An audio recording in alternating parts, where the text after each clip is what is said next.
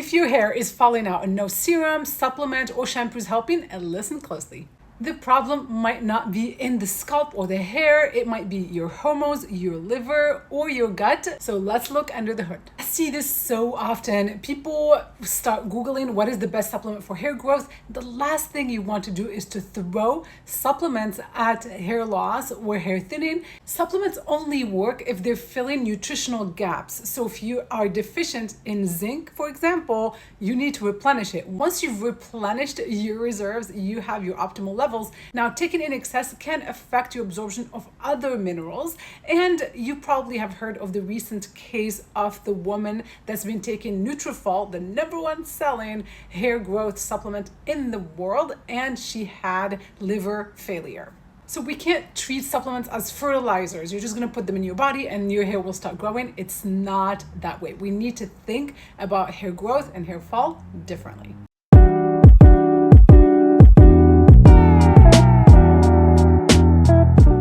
Hi, my name is Nadia, avid researcher and founder of the Doctrine.com and Functional Beauty Principles. I'm here to help you and all consumers achieve their best skin naturally, but today's video is all about hair. It's all related. It's about looking beautiful without intervention. This isn't a surface level conversation, so grab a pen and paper, or better yet, save this video so you can come back to it often. I'm going to talk about different culprits in hair loss, including nutritional deficiencies, hormonal imbalances, gut and liver health, inflammation, topical irritants, and even mitochondrial aging.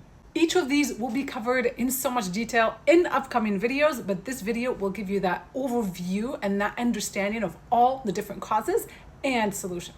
Let's call it your foundation or 360 view to help you identify and maybe think about what may be the cause for you personally, because we are very different. Every single body is individual. Our circumstances, our lifestyles, and toxic loads determine how our bodies behave, whether it's negative or positive.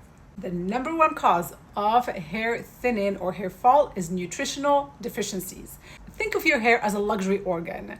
Well, according to your body is designed for survival. It wants to keep you alive. So if you don't have enough nutrients, trust me, your body's not sending them to your hair, it's sending them to your vital organs.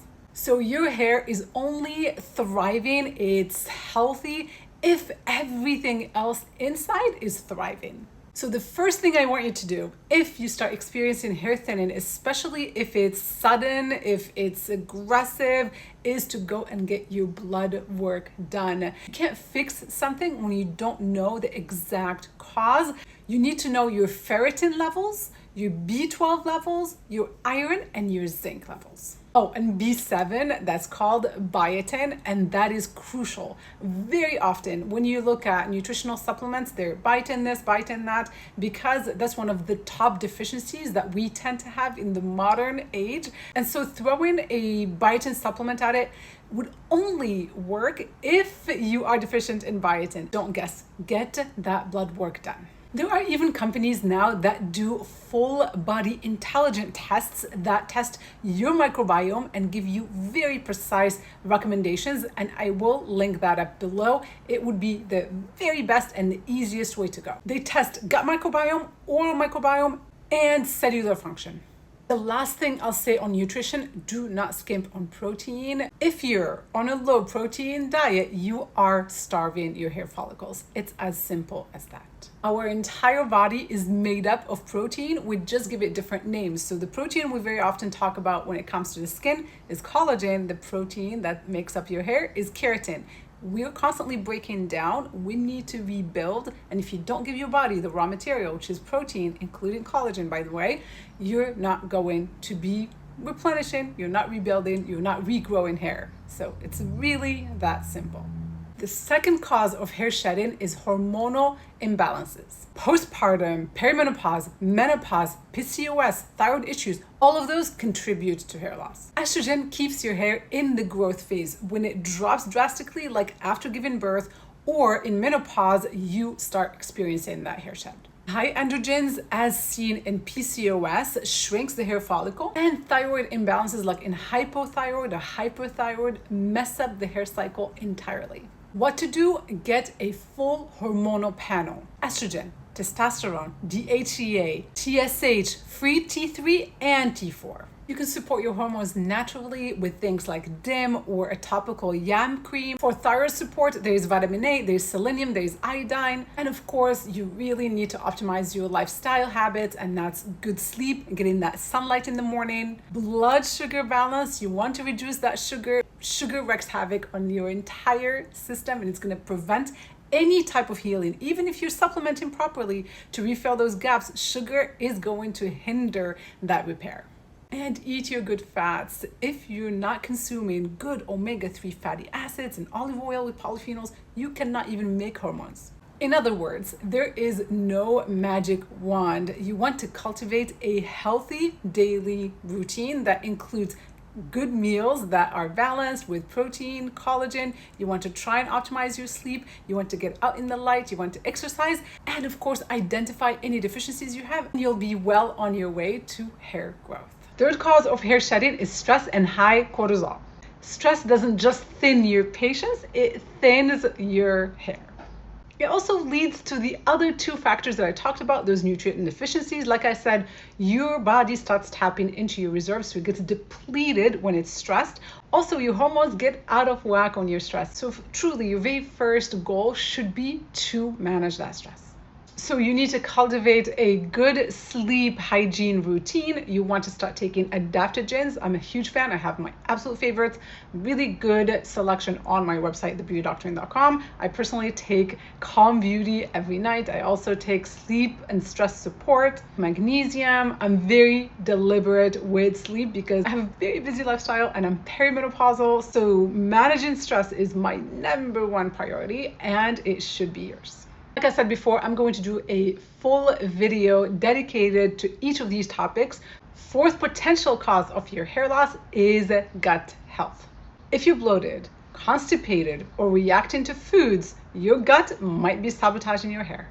Even when you're eating well, poor gut function means poor nutrient absorption and assimilation. So those supplements are not enough. Are you paying attention to your gut balance? Are you consuming your probiotics, your digestive enzymes, all these things that can support your gut, especially at 40 plus? So there's leaky gut, there's gut dysbiosis, there is low bile or overgrowth of bacteria like candida, and that's for those who eat a lot of sugar. All of those can block critical nutrient intake. And those are the nutrients we absolutely need for hair to grow, like zinc, biotin, iron, all of the ones I talked about earlier. If they're not getting absorbed, they're not reaching your hair follicle. What to do? You need to rebuild your gut lining. So L-glutamine is really great for that. Collagen is great for that. Exercise, believe it or not, there are studies that showed exercise strengthens your gut lining. Zinc, so there are a bunch of different nutrients. I love leaky gut. You will find this supplement. That's what it's called, leaky gut. It's on my website. There are also a few great options for collagen. There's a bone broth. There are resources on there that can help you navigate everything. You can find the hair guide. It has some suggestions on there. So utilize the website. It's made for you to learn from and to help you navigate your skincare and hair care journeys. Here's a quick tip on how to optimize your absorption, and this is free, so if you don't want to get into the supplement thing, just get a high quality apple cider vinegar and have a tablespoon in half a glass of water about half an hour before each meal. That will optimize your digestion, increase stomach acidity, and acidity is really important because it helps you break down foods. Unlike the advice that you get that you should keep your stomach alkaline, that is the worst advice. So no one here in my community should be buying alkaline water, like ever. The stomach needs more acidity, not less. So that means if you're taking times like antacids, you're actually hurting your chances of breaking down the food and assimilating it. I know I'm throwing a lot at you. That's why I will be making those videos that break down each of these topics. So again, this video is supposed to just give you a bunch of different reasons and possible solutions. You can think about what may be the cause, and I will go into a lot of depth in upcoming videos. Now, let's talk about external causes of hair loss. I see this so often. If you're suffocating your scalp, you're gonna get hair fall no matter what. And so people that are packing on those just hair products, styling products, dry shampoo is a big one. You're suffocating that follicle. Think of your hair as a plant. You want that soil to be really fluffy. You want to allow the plant to grow. If you're stuffing it, if you're condensing all these toxins into the roots, they're gonna start breaking and you're not allowing them to actually breathe. Not even to mention the toxic load, which is highly inflammatory and irritating to the scalp and so on. It goes without saying, you want to cut out sulfates and fragrances because they create a hostile environment for your hair. It's just not gonna grow. So the moral of the story here, go with clean hair products. And my favorites, of course, are going to be on thebeautydoctrine.com.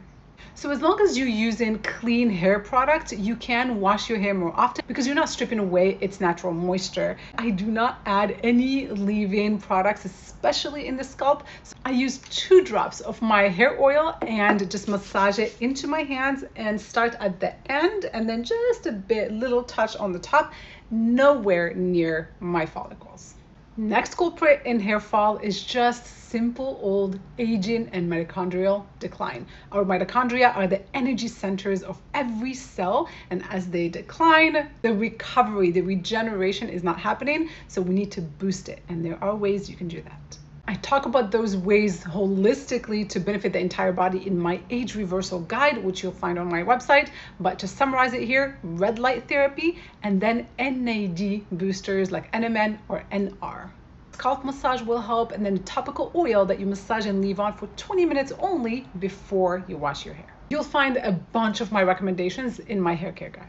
And the last thing I'll say on this, if you start taking supplements, I love supplements, I recommend supplements, I take them, but I am a big believer in moderation, in cycling, in stopping and doing nothing for about a week. So whenever you finish an herb, especially, so if you're taking ashwagandha, saw palmetto, any of these powerful adaptogens or supplements that help you boost hair growth, or even just a multivitamin, when you finish it, don't just open the next bottle the next day. Give your body at least a week just to have that little break, and also ensure that you're drinking adequate amounts of fluids and water to help your kidneys. You never want to, first of all, go blind with supplementation, so know your levels, and secondly, you don't want to be taking supplements if you have a hard time staying hydrated.